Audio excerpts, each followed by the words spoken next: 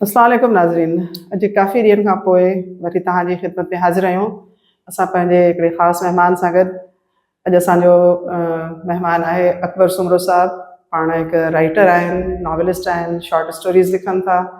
ऐं मुंहिंजे ख़्याल में त सिंध में को बि अहिड़ो फ़र्दु कोन हूंदो जेको पढ़ंदो हुजे ऐं अकबर सुमरो खे न सुञाणंदो हुजे। सो अॼु असां उन्हनि सां कचहरी कंदासीं, उन्हनि जे लिखण जे बारे में थोरो ॻाल्हाईंदासीं ऐं इहो बि ॾिसंदासीं त अॼुकल्ह छा पियो लिखियो वञे, छा पियो पढ़ियो वञे ऐं इंटरनेशनल जेको लिटरेचर आहे उन में कहिड़ा जेके आहिनि टेक्निक्स इस्तेमालु पई थियनि राइटिंग जे लाइ। अकबर साहिबु, तव्हांखे असांजे स्टूडियो में भली कार। महिरबानी तव्हांजी। अच्छा, तव्हां पंहिंजे बारे में थोरो असांजे नाज़रीन खे ॿुधायो त तव्हांजो तालुक़ु किथां खां आहे ऐं तव्हांजी जेका आहे ज़िंदगी जी शुरूआति कहिड़े शहर खां थी? मुंहिंजी ॼमण जो शहर आहे टंडोलिया ऐं 1959 में जनवरी 5 जनवरी 1959 ते मुंहिंजो जनमु थियो टंडोलिया जे शहर में। ऐं उन खां पोइ वरी टंडोजाम यूनिवर्सिटी में मूं पढ़ियो, मास्टर्स कई ऐं उन बैदि मूं वरी बीटेक ऑनर्स कई सिविल में बहिराणे यूनिवर्सिटी मां। सो इहो मुंहिंजी एजुकेशन आहे। 1974 खां वठी मूं लिखणु शुरू कयो। पहिरीं ॿारनि जे रिसाले गुल फुल में ऐं गुलनि जहिड़ा ॿाड़ उन्हनि में, ऐं उन खां पोइ वरी मुंहिंजो ज़हन शॉर्ट स्टोरी लिखण ॾांहुं।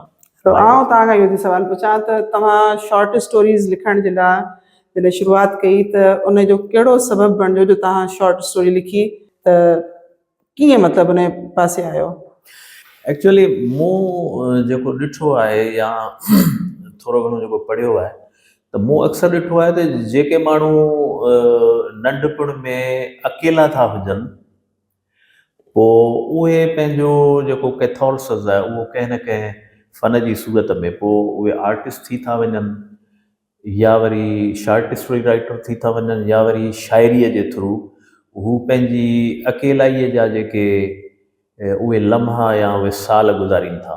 मूं अक्सर ॾिठो आहे त अक्सर राइटर्स ऐं जेके फ़नकार आहिनि उन्हनि खे नंढे हूंदे अकेलाईअ मां गुज़रियो पवंदो आहे। हिकिड़ी अकेलाई जी सर्द मौसम या अकेलाई जो सियारो उन्हनि गुज़ारियो हूंदो आहे। पोइ उन खां पोइ उहे सभु शयूं हू आर्ट जे थ्रू या कहाणी जे थ्रू या नाविल जे थ्रू या शाइरी जे थ्रू हू मतिलबु माण्हुनि जे अॻियां जेको एक्सप्रेस कनि था। अच्छा, हाणे तव्हां पंहिंजी अकेलाई जे बारे में ॿुधायो त तव्हां अकेला कॾहिं रहिया जो तव्हां इहा जेको आहे सो हिकिड़े राइटर में कन्वर्ट थी विया? एक्चुअली मूं जॾहिं खां वठी होश संभालियो त मूं महसूसु कयो त मुंहिंजे इर्द गिर्द, हालांकि असांजे घर में काफ़ी ॿार हुआ, मुंहिंजी उमिरि जा हुआ, पर मूं महसूसु कयो त मुंहिंजे इर्द गिर्द जेके ॿार आहिनि उहे मुंहिंजे मिज़ाज जा कोन्हनि। त मां उन्हनि खां अकेलो पंहिंजे उहे रांदियूं पिया रहंदा। उन दौर में छोकिरा लॻड़ उॾाईंदा हुआ, बिलोर रांदि रहंदा हुआ, इटी ॾकर रांदि थींदी हुई या ॿियूं मसरूफ़ियतूं, सतोलिया हिकिड़ी रांदि हूंदी, बाल रांदि, इहे सभु। पर मां कॾहिं बि कंहिं रांदि में हिसो कोन वरितो ऐं अकेलो रहियुसि। उन्हनि खे ॾिसंदो ज़रूरु हुउसि पर घणो वक़्तु मुंहिंजो अकेलाई में गुज़रंदो हो ऐं मूंखे महसूसु थींदो हो त शायदि ही मुंहिंजे मिज़ाज वटां कोन, इन करे मां अकेलो गुज़ारींदो हुउसि।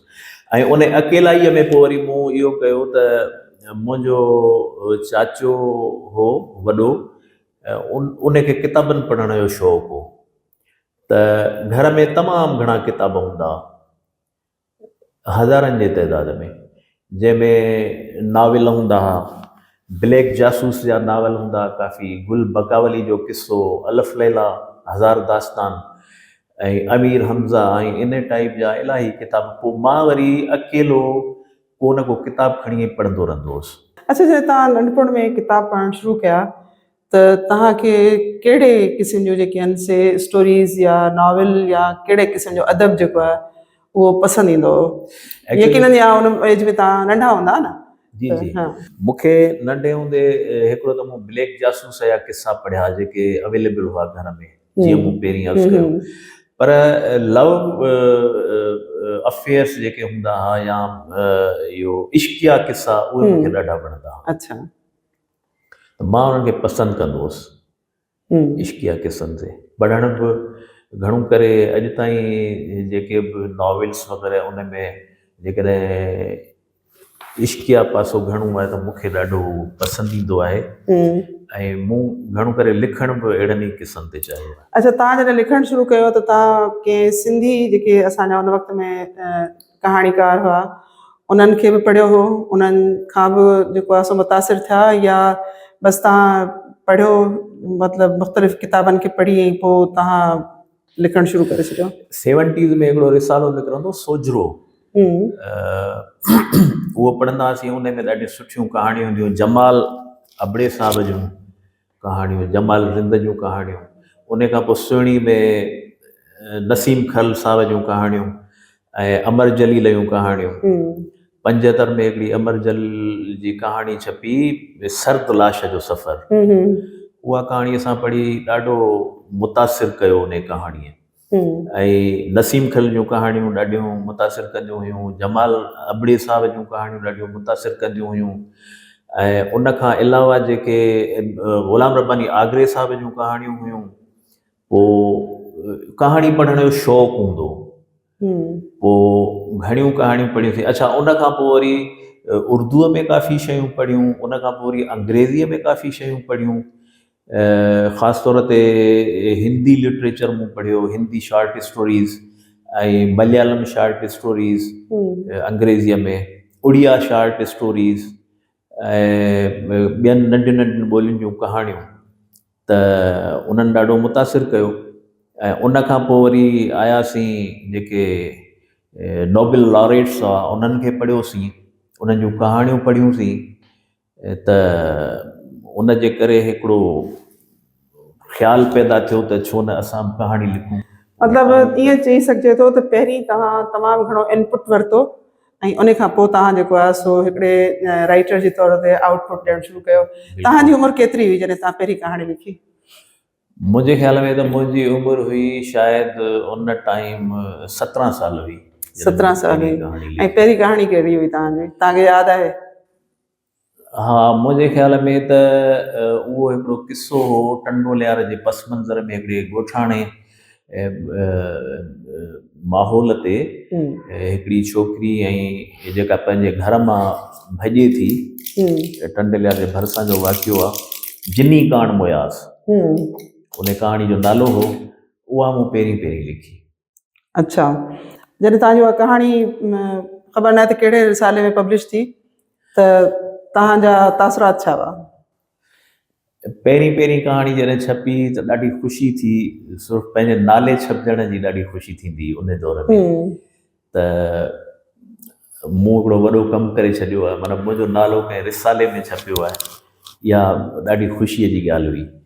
ऐं पोइ वरी पहिरियों जॾहिं किताबु मुंहिंजो छपियो उहो 1981 में छपियो हो, उहो वरी डायरी जा पन्ना जे नाले सां। अच्छा, त उनजो जेको मूंखे ख़ुशी थी, शायदि ॿियनि घणनि किताबनि छपजण जी बि एतिरी ख़ुशी कोन थी हूंदी। उनजो सबबु छा आहे?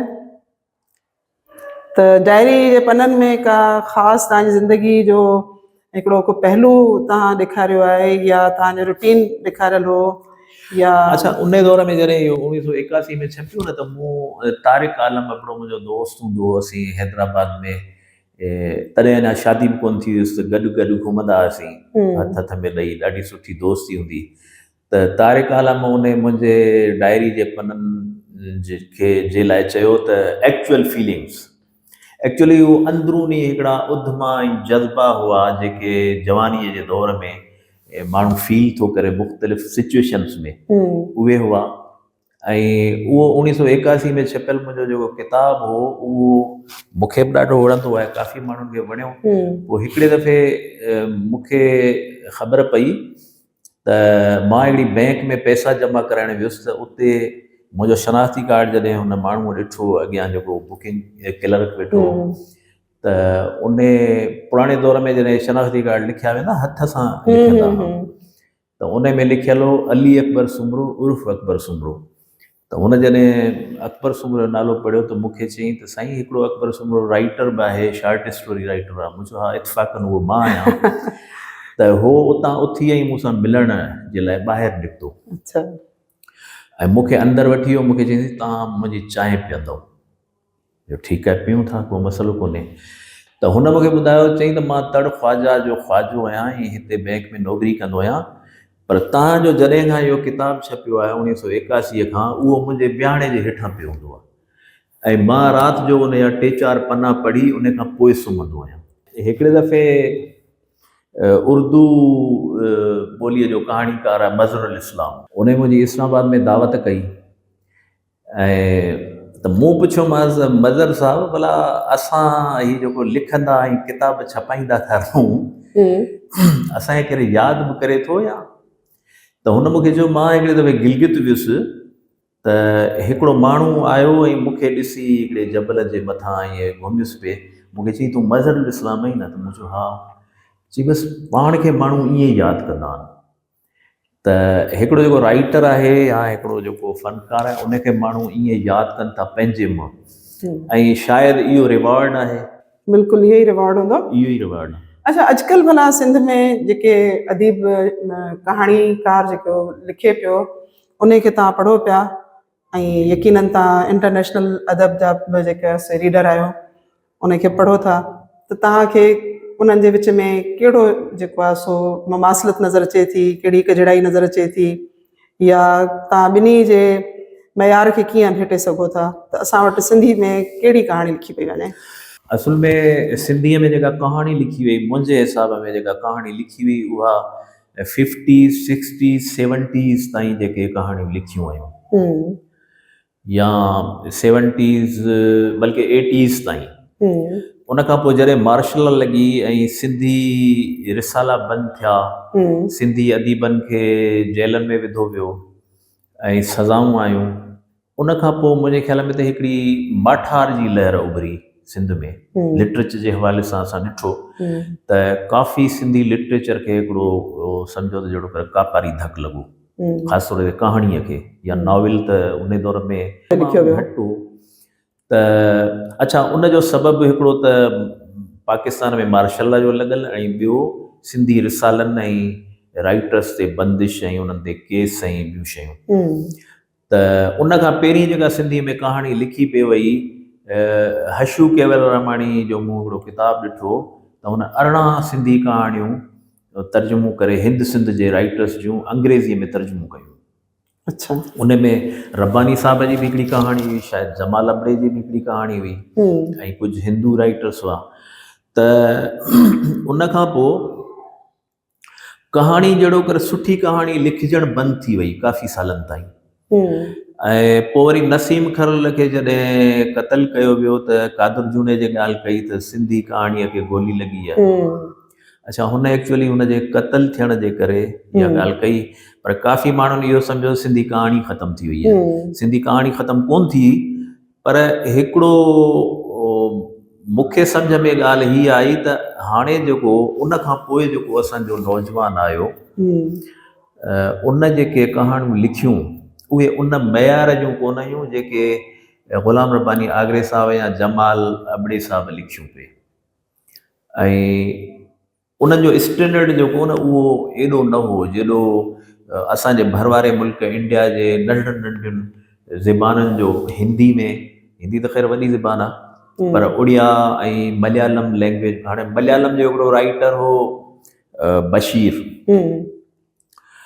उन जूं कहाणियूं एॾियूं शानदार आहिनि जो यूनाइटेड नेशंस वारनि उहे तर्जुमो करे छपायूं। अच्छा, उन जा टॉपिक्स छा आहिनि? आम ज़िंदगी, जीअं फातिमा जी ॿकरी, गोट ऑफ फातिमा, या हिकिड़े पासे हिकिड़ो हाथी आहे उन जी कहाणी। अच्छा, ठीकु आहे, त आम ज़िंदगी सां जुड़ियल जेके मौज़ू आहिनि, बिल्कुलु बिल्कुलु आम, न उन में का सियासत आहे, न उन में को नज़रियो आहे, न उन में को सबक़ आहे, आम माण्हूअ जी ज़िंदगी, पर उहे ॾाढियूं पावरफुल कहाणियूं हुयूं। अच्छा, हाणे असांजा कुझु राइटर्स लिखनि था, पर हाणे वरी असांजे नौजवान राइटरनि खे हिकिड़ो सम्झो क्रेज़ थी पियो आहे त नॉविल लिखणु खपे, त नॉविल त लिखिजे पियो। रिसेंटली मूं अकबर लगारी साहब असांखे ॾेखारियो संदसि लाइब्रेरी में, त 60-70 नॉविल छपियल हुआ सिंधीअ में, पर पोइ किन दोस्तनि चयो त इन्हनि मां को मुश्किल सां को हिकिड़ो अधु अहिड़ो नाविल आहे जेको पढ़ी सघे थो या पढ़ण जहिड़ो आहे। हींअर बि हिन साल बि घटि में घटि मुंहिंजे ख़्याल में त 25-27 नाविल लिखिया विया आहिनि, पर उन में को 2 या मुश्किल सां 3 नाविल अहिड़ा हूंदा जेके असां रखी सघूं था त ही पढ़ण जहिड़ा आहिनि। अच्छा अकबर साहब, हिकिड़ी ॻाल्हि चई वेंदी आहे त जेकॾहिं को फोटोग्राफर आहे उहो 100 क्लिक करे 100 तस्वीरूं कढे थो, उन मां का हिकिड़ी तस्वीर जेका हूंदी उहा अवॉर्ड हासिल करे सघे थी। अहिड़े तरीक़े सां सम्झां थी त जेकॾहिं को राइटर हूंदो त उहो लिखंदो रहंदो त उन जा जेकॾहिं 5-6 किताब सुठा न हूंदा त यकीनन हिकिड़ो को सुठो किताब अची वेंदो। त तव्हां छा नथा सम्झो त इहो लिखण जो अमल जेको आहे इहो हलणु खपे ऐं ग़ैर मयारी बि लिखजंदो रहिजे ऐं उन मां ई वरी जेको आहे सो मयारी लिखणियूं बि असांखे मिलंदियूं? हाँ, ईअं थिए थो। एक्चुअली जेके राइटर्स आहिनि उहे मुंहिंजे ख़्याल में त हाणे जीअं गौरशा मॉर्केज़ आहे न, उनजा वधि में वधि मूंखे 2 नाविल सुठा लॻनि था, या मेलान कुंडेरा तक़रीबन 30 खनि नाविल लिखिया, पर 2 खां 3 ताईं उनजा के सुठा नाविल ॻणाए सघजनि था, पर बाक़ी उन लेवल जा कोन।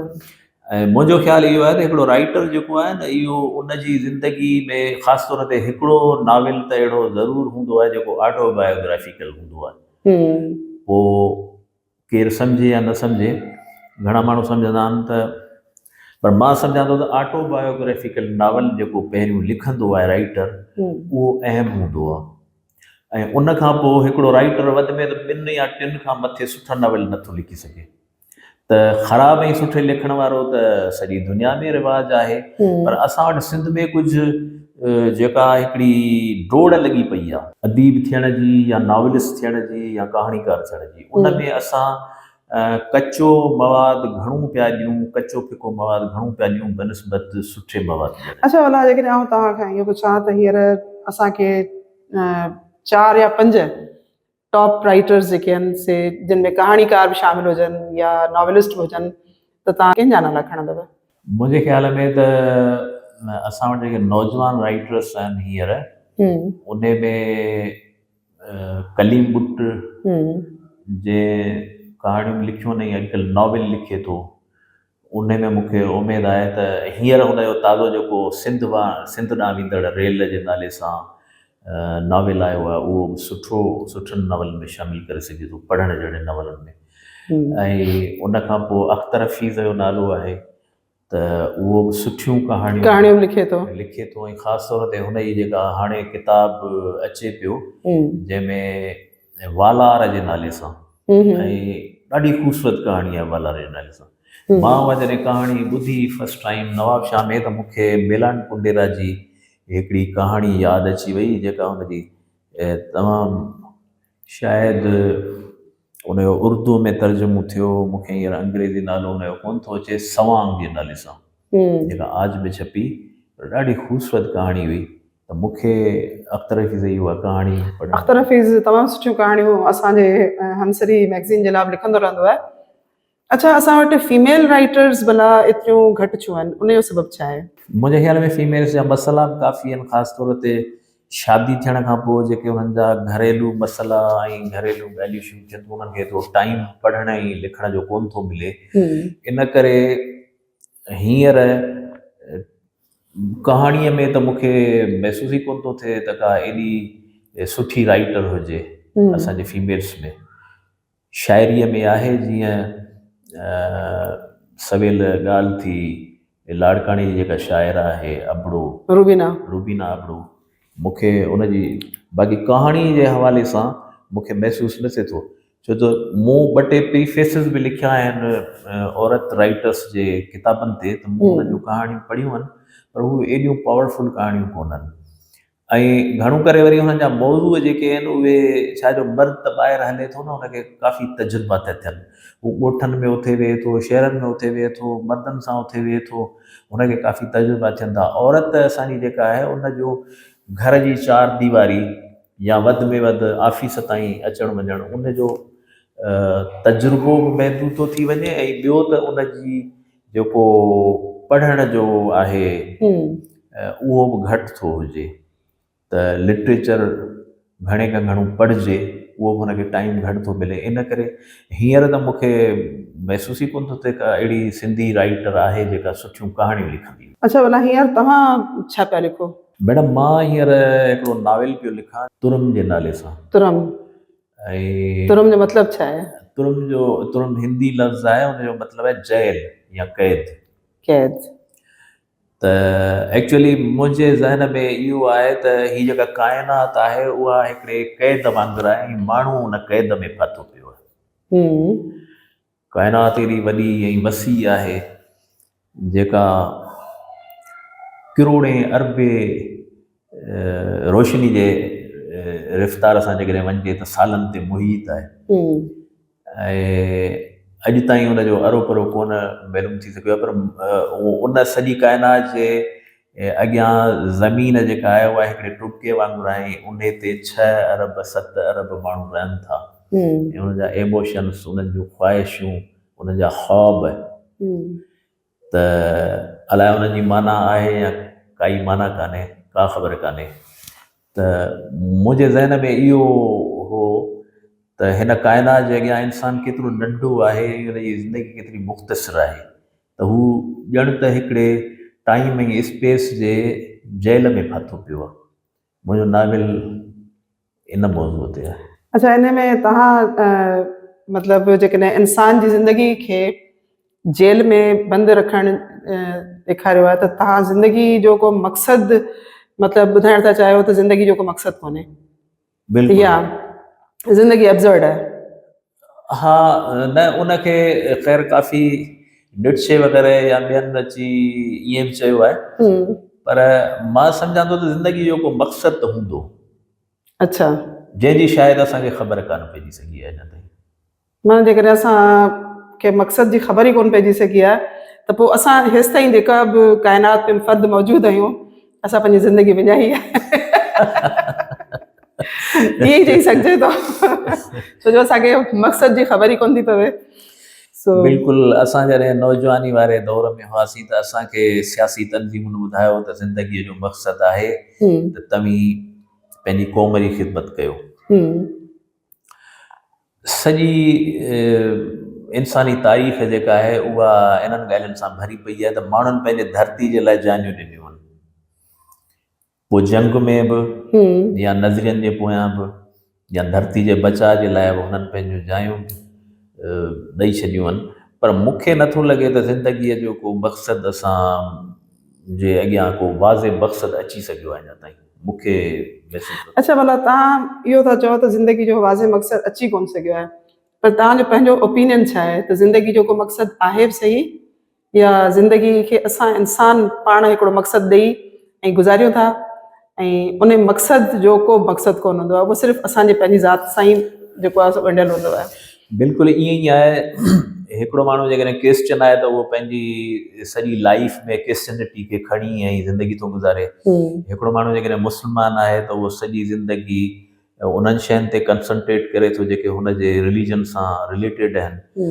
ऐं हिकिड़ो माण्हू जेकॾहिं सोशलिज़म जो नज़रियो थो रखे त हू उन तहत पंहिंजी सॼी ज़िंदगी गुज़ारे थो छॾे। पर मुंहिंजे ख़्याल में त ज़िंदगी इन खां अलॻि किथे ॿिए हंधि, जीअं मिलान कुंडेरा चयो आहे त लाइफ इज़ एल्सवेयर, त मूंखे महसूसु थिए थो त ज़िंदगी कंहिं ॿिए हंधि आहे। अच्छा, हाणे तव्हांजे नॉवेल खे असीं ज़ाहिरी ॻाल्हि आहे त पूरो एक्सप्लोर त नथा करे सघूं या एक्सपोज़ बि नथा करे सघूं, पर असां एतिरो ज़रूरु पुछी सघूं था त तव्हांजो नॉवेल केसि ताईं असांजे हथनि में हूंदो? मैडम, मूं जेको पहिरियों नॉवेल लिखियो हो पंहिंजो शहर जी ॻाल्हि, उहो तक़रीबन 10 साल मूंखे लॻा हुनजे लिखण में। अच्छा, उहो शायदि तव्हांजी पहिरीं हिकिड़ी स्टोरी हुई, उनखे तव्हां एक्सपेंड कयो हो। ऐं उन खां पोइ ॿियो जेको नॉवेल हो उहो मूं 5 सालनि में लिखियो हो, खमाज। ऐं पोइ वरी मूं हिकिड़े पब्लिशर खे ॾिनो, पर पोइ वरी मूं हुनखे रोकियो त हाल फ़िलहाल हिनखे न छपियो। वरी 2 साल मूं ॿिया बि हुनखे रिफाइन कयो। हा, रिफाइन करे 7 साल लॻा हुनखे। अच्छा। त हाणे हीउ जेको लिखां पियो उनखे 3.5 साल त थी विया आहिनि लिखंदे लिखंदे, पर कंप्लीट न पियो थिए। ऐं हिन दिसंबर में बल्कि नवंबर में हिकिड़ो पब्लिशर आयो मूं वटि, उन छपाइण पियो चाहियो, पर मूं इनकार कयो हुन सां, इन करे जो मूं चयो त अञा उहो कंप्लीट कोन थियो। केतिरा परसेंट कम तव्हांजो थी चुको आहे हुन नॉवेल ते? 75%। 75% थी वियो आहे।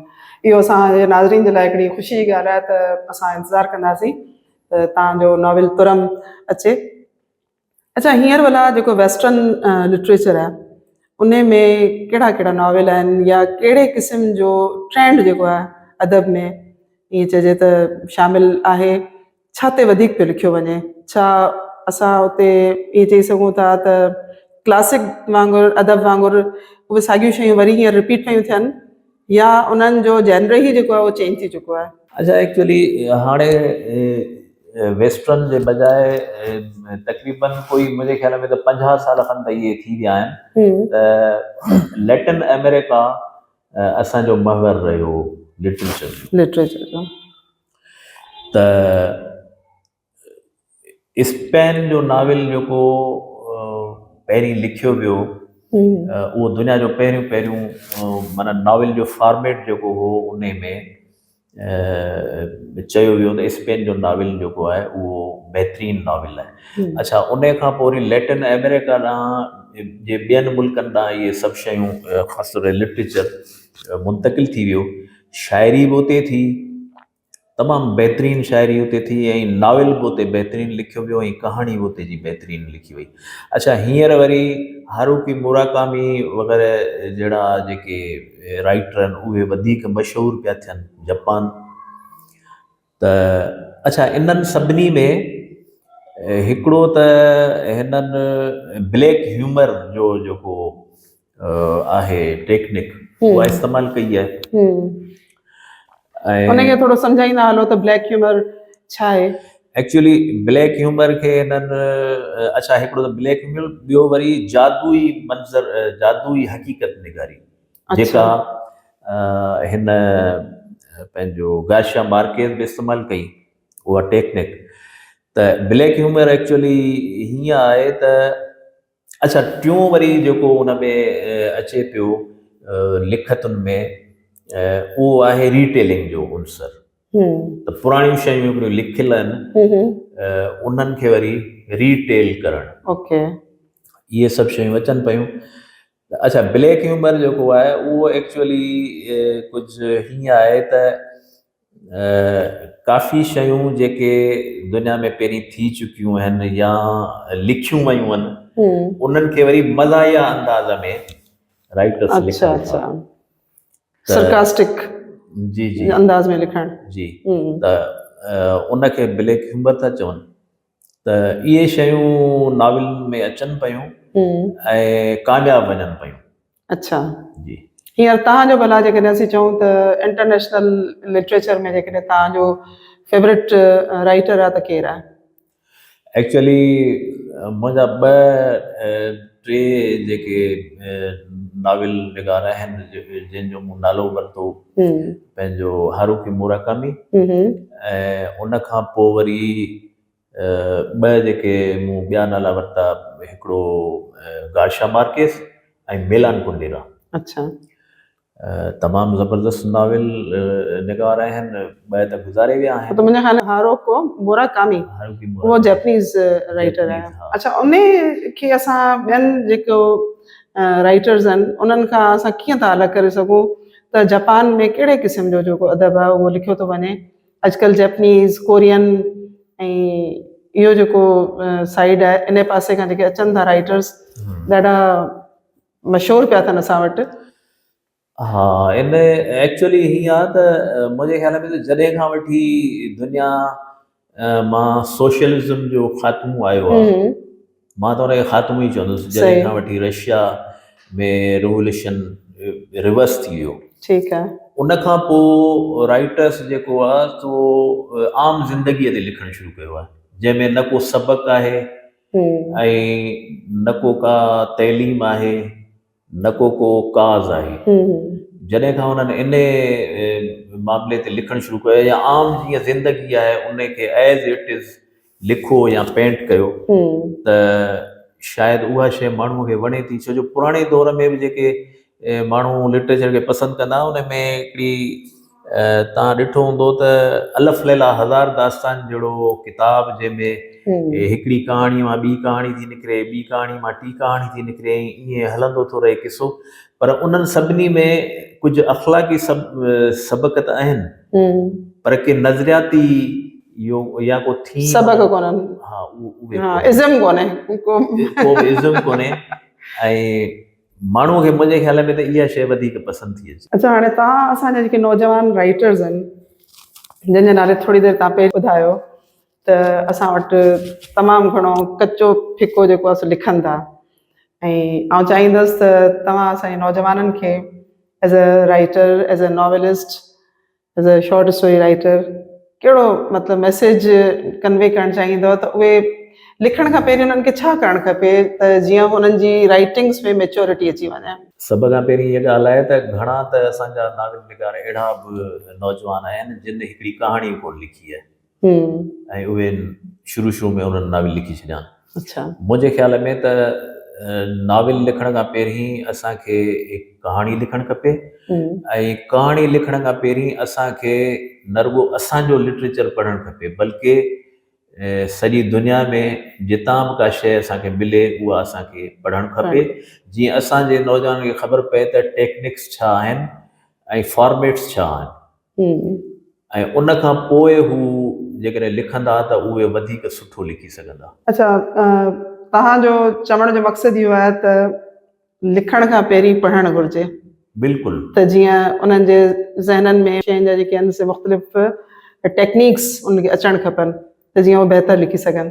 अच्छा, मूंखे तव्हां इहो ॿुधायो त जेकॾहिं को माण्हू या को फ़र्द जंहिंखे लिखण जो शौक़ु आहे ऐं स्टोरी थो लिखणु चाहे त उनखे कहिड़ियुनि शयुनि जो ख़्यालु रखणु खपे जो हू हिकिड़ी शॉर्ट स्टोरी सुठी लिखी सघे? उनजी हिकिड़ी जेकॾहिं असीं चऊं त हिकिड़ी आसान टेक्निक ॿुधायो असांजे व्यूअर्स खे, छो जो असां वटि नौजवान छोकिरा छोकिरियूं तव्हांजो इंटरव्यू ॾिसंदा त उन्हनि खे ख़बर हुजणु खपे त स्टोरी हीअं लिखबी आहे।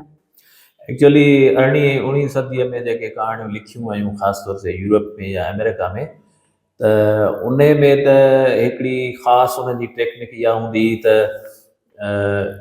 हिकिड़ी त शुरूआति हूंदी कहाणीअ जी, उन खां पोइ वरी विच हूंदो ऐं पोइ वरी क्लाइमेक्स हूंदो। पर हाणे असां 21वीं सदीअ में ॾिसूं पिया त नोबेल लॉरेट्स इवन यूरोप जा आहिनि जिन जेके कहाणियूं लिखियूं आहिनि, त उहे हिकिड़ो नंढो हिकिड़ो दास्तान था ॿुधाए छॾीनि जंहिंमें घणो करे का टेक्निक इस्तेमालु कोन थी कई वञे, या वरी क्लाइमेक्स खे उन्हनि ख़तमु करे छॾियो आहे, जेको क्लाइमेक्स एक्चुअली कहाणीअ खे हिकिड़ो बरजुस्तो झलो ॾींदो हो या वरी पढ़ण वारे खे सोचण ते मजबूर करे छॾींदो। पर हाणे हिकिड़ो क्लाइमेक्स तक़रीबन कहाणी मां ख़तमु थी वियो आहे, पर बहरहाल उन जे बावजूदि तव्हांखे उनजी शुरूआति ऐं विच त खपे, आख़िर बि कंहिं सूरत में खपे। त पहिरीं इहे 3 शयूं मस्त हूंदियूं कहाणी जे लाइ, पर हाणे मां सम्झां थो त कहाणीअ लाइ 2 शयूं ज़रूरी आहिनि, हिकिड़ी उनजी शुरूआति ऐं ॿी आख़िर, पर बिना क्लाइमेक्स जे बि हली थो वञे कमु। ऐं मतिलबु जेकॾहिं आउं ईअं तव्हांखे सम्झायां त आउं हिकिड़ी मतिलबु आम पढ़ंदड़ जी हैसियत सां त मूं इहा ॻाल्हि सम्झी तव्हांजी त तव्हां कहाणी जो प्लॉट जेको आहे खणो, पर पोइ उनखे किथे तव्हां कंप्लीट क्लाइमेक्स जेको आहे उहो ॾेई बि सघो था ऐं उनखे इनकम्प्लीट जेको आहे क्लाइमेक्स में बि ख़तमु करे सघो था। बिल्कुलु। त प्लॉट जेकॾहिं असीं स्टोरी जे लाइ चऊं त प्लॉट जी अहमियत केतिरी आहे? प्लॉट जी अहमियत पुराणे दौर में हूंदी, पर हाणे प्लॉट जी का अहमियत कोन रही आहे कहाणी में। अच्छा, तव्हां खोर्खे लुई बोर्खेस जूं कहाणियूं पढ़ंदव त हुन घणो करे त किताबनि ऐं लाइब्रेरियुनि ते उहे कहाणियूं लिखियूं आहिनि। अच्छा, पर उन में तव्हांखे किथे बि क्लाइमेक्स नज़र कोन ईंदो, ऐं किथे बि उहो कहाणी जी पुराणी जेका टेक्निक आहे उहा नज़र न ईंदी, हुनजी टेक्निक ई पंहिंजी आहे। त ईअं ई आहे त हिकिड़ो राइटर जेको बि आहे न उहो उन वटि पंहिंजी टेक्निक पाण हूंदी आहे, पोइ उनखे टेक्निक केरु सम्झे या न सम्झे, पर उहा उनजी टेक्निक हूंदी आहे, जेको उनजो लिखण जो अंदाज़। मतिलबु हर फ़र्द खे पंहिंजे हिसाब सां जेकॾहिं उन में सलाहियत आहे त उनखे लिखणु खपे। थैंक यू अकबर सुमरो साहब, तव्हांजी वॾी महिरबानी, तव्हां असांखे टाइम ॾिनो ऐं तव्हां तयार बि थियल थी कोन आया हुआ ऐं असां तव्हांखे पंहिंजे स्टूडियो में आया तव्हां ऐं असां तव्हांखे थोरी ॻाल्हि ॿोल जे लाइ विहारे छॾियो, तव्हांजी वॾी महिरबानी। नाज़रीन, अॼु जो असांजो जेको इहो सम्झो सेशन आहे, ऐं इंटरव्यू त कोन चवंदसि, नंढिड़ो हिकिड़ो सुमरो साहिब सां असां हिकिड़ो सेशन कयो आहे, अदब ते ॻाल्हायो आहे। मूं चाहियो पिए त सुमरो साहिब खां पुछूं त छा पिया पढ़नि, छा पिया लिखनि ऐं दुनिया में जेको आहे उहो छा पियो लिखियो वञे। सो उमेदु आहे त तव्हांखे असांजी नंढी ॻाल्हि ॿोल पसंदि ईंदी ऐं जेकॾहिं तव्हांखे असांजी ॻाल्हि ॿोल पसंदि अचे त कमेंट ज़रूरु कजो ऐं जेकॾहिं असांजो चैनल तव्हां अञा ताईं सब्सक्राइब न कयो आहे त सब्सक्राइब कंदा। अलाह भाई।